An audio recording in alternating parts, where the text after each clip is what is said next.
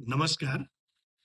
અર્થશાસ્ત્ર વિભાગ વીર નર્મદ દક્ષિણ ગુજરાત યુનિવર્સિટી ખાતે આપ સર્વેનું સ્વાગત છે. અર્થશાસ્ત્ર વિભાગ એ આ યુનિવર્સિટીનો એક જૂનામાં જૂનો વિભાગ છે, જે 1970માં અસ્તિત્વમાં આવેલો છે. વિભાગ ખાતે અર્થશાસ્ત્ર વિષય સાથે અનુસ્નાતક અને પીએચડી ના અભ્યાસક્રમો ચલાવવામાં આવે છે.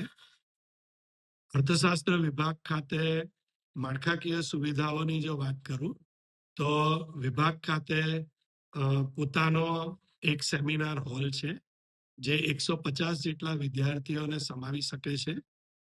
અર્થશાસ્ત્ર વિભાગના જે વર્ગખંડો છે એ લેટેસ્ટ આઈસીટી ટેકનોલોજીસથી સુસજ્જ છે. વિભાગ ખાતે પોતાની એક કમ્પ્યુટર લેબોરેટરી છે, જેમાં લગભગ 70 જેટલા કમ્પ્યુટરો ઉપલબ્ધ છે. અર્થશાસ્ત્ર વિભાગની પોતાની લાઇબ્રેરી છે, જેમાં અર્થશાસ્ત્ર વિષયને લગતા 6000 જેટલા વિશિષ્ટ પુસ્તકો ઉપલબ્ધ છે, જેનો વિદ્યાર્થી બહોળા પ્રમાણમાં લાભ લઈ શકે છે.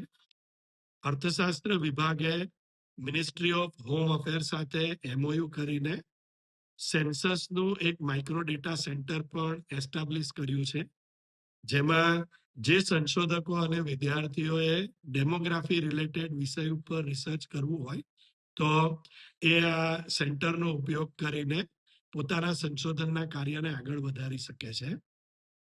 અર્થશાસ્ત્ર વિભાગ અનુસ્નાતક અભ્યાસક્રમમાં 4 જેટલા ઇલેક્ટિવ પેપર ઓફર કરે છે, જે ગુજરાતમાં એકમાત્ર યુનિવર્સિટી છે જે અનુસ્નાતકના વિદ્યાર્થીઓને agricultural economics, industrial economics, economics of human resource development અને ઇકોનોમેટ્રિક્સ આવા 4 ઇલેક્ટિવ પેપર ઓફર કરે છે, જેમાં વિદ્યાર્થીએ કોઈ પણ એક પેપર પહેલા સેમેસ્ટરમાં જ પસંદ કરવાનું હોય છે.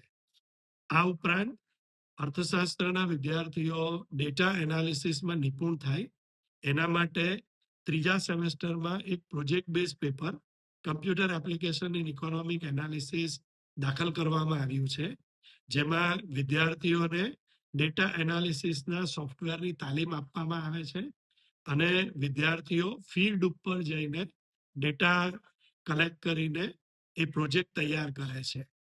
એટલે આ રીતે અર્થશાસ્ત્ર વિભાગ પાસે સંપૂર્ણ માળખાકીય સુવિધાઓ ઉપલબ્ધ છે અને અર્થશાસ્ત્ર વિભાગ ખાતે જે અધ્યાપકો ઉપલબ્ધ છે એ પણ પોતાના અલગ અલગ વિષયોની અંદર ખૂબ નિપુણ છે, જે ગુણવત્તાસભર શિક્ષણ અનુસ્નાતકના વિદ્યાર્થીઓ અને સંશોધનના વિદ્યાર્થીઓને આપે છે. Thank you very much.